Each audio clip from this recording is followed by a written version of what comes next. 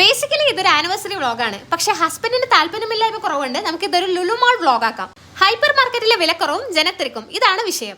Food ഐറ്റംസിന് അവിടെ എത്രയോ വില കുറവാണ്. ക്രാബ് മസാലയുടെ വില കേട്ടിട്ടോ ഞാൻ ഞെട്ടിപ്പോയത്. 150 രൂപ. അന്ന് രാവിലെ തന്നെ ഫ്രഷ് ക്രാബിന് 300 രൂപ കൊടുത്ത് വാങ്ങിച്ച് ഞാൻ പിന്നെ ഞെട്ടില്ലെങ്കിലല്ലേ അത്ഭുതമുള്ളൂ. പ്രോൺസിന്റെ ഐറ്റത്തിന് 180ഉം കൂന്തളുടെ ഐറ്റത്തിന് വെറും 75 രൂപ മാത്രമേ ഉള്ളൂ. കപ്പയ്ക്കാണെങ്കിലോ 250 ഗ്രാമിന് 38 രൂപ. അത് മാത്രമല്ല കേട്ടോ എന്നെ സർപ്രൈസ് ചെയ്യിപ്പിച്ചത് ഈ രണ്ട് ഐറ്റംസ്.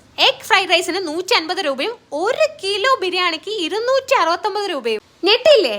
നെട്ടി തീരല്ലേ? ഇനിയുണ്ട് ഐറ്റംസ്. ബീഫ് ബിരിയാണിയുടെ വില കണ്ടോ? 180 രൂപ. അതുപോലെ തന്നെ ഈ ഗ്രിൽഡ് ചിക്കനൊക്കെ ഏറ്റവും വില കുറവ്. അതും കാന്താരിക്കും പെരിപ്പെരിക്കും എല്ലാം. പിന്നെ ഫ്രൈഡ് ചിക്കന്റെ കാര്യം പറയണ്ടല്ലോ, അത് അതുക്കും മേലെ വില കുറവ്. ഇത് എങ്ങനെയാ സാധിക്കുന്നത് എനിക്ക് അറിഞ്ഞൂടാട്ടോ. ഇതൊന്നും ഞങ്ങളുടെ ലിസ്റ്റിൽ ഇല്ലാത്തതിനെ കൊണ്ട് ഞങ്ങൾ വേഗം പേസ്ട്രി സെക്ഷനിലേക്ക് പോയി. അവിടെയല്ലേ അടുത്ത സർപ്രൈസ് ഇരിക്കുന്നത്. വീടിനടുത്തുള്ള ബേക്കറിയിൽ ഹാഫ് KG റെഡ് വെൽവെറ്റ് കേക്കിന് 440 റുപ്പീസ് ആണ്. ഇവിടെ വെറും 250 ഉള്ളൂ. റെഡ് വെൽവെറ്റ് മാത്രമല്ല ബാക്കി എല്ലാ വെറൈറ്റീസിനും നല്ല വില കുറവാട്ടോ.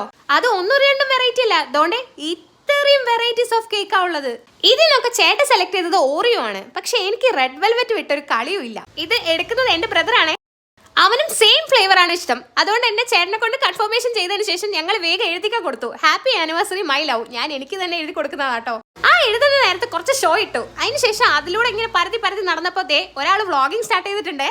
അവനെ മെല്ലെ അതിന് പിന്തിരിപ്പിച്ചു. എനിക്കൊരു എതിരാളി വേണ്ടല്ലോ. അതിനുശേഷം ആകാശത്ത് നിന്ന് ചപ്പാത്തി എടുക്കുന്ന ചേട്ടനെ ഞാൻ അവിടെ കണ്ടുട്ടോ. അതുകൊണ്ട് അടുത്ത ഓഫർ 320 രൂപയുടെ ഐസ്ക്രീം 150 രൂപയ്ക്ക്. അങ്ങനെ ആനിവേഴ്സറിക്കുള്ള കേക്കും ഐസ്ക്രീമും ഒക്കെ അവിടെ തന്നെ ഒപ്പിച്ചു. ഇനി എന്റെ വ്യൂവേഴ്സിനോട് ചോദ്യം കേട്ടോ, ഇവർ ഇത്രയും വില കുറച്ചിട്ട് എങ്ങനെ കൊടുക്കുന്നത്? നിങ്ങൾക്ക് എന്തെങ്കിലും ഐഡിയ ഉണ്ടോ? ഉണ്ടെങ്കിൽ ഒന്ന് കമന്റ് ചെയ്യണേ. അങ്ങനെ അതെല്ലാം പാക്ക് ചെയ്ത് ഞങ്ങൾ മെല്ലെ വീട്ടിലേക്ക് വിടുക കേട്ടോ. തിരിച്ചു വരുന്നതിന് മുന്നേ 2-3 ഫോട്ടോസ് ഒപ്പിക്കാന്ന് വിചാരിച്ചു. പക്ഷെ പുള്ളിക്ക് തീരെ ഇൻട്രസ്റ്റ് ഇല്ല. പക്ഷെ ഞാൻ വിടുവോ?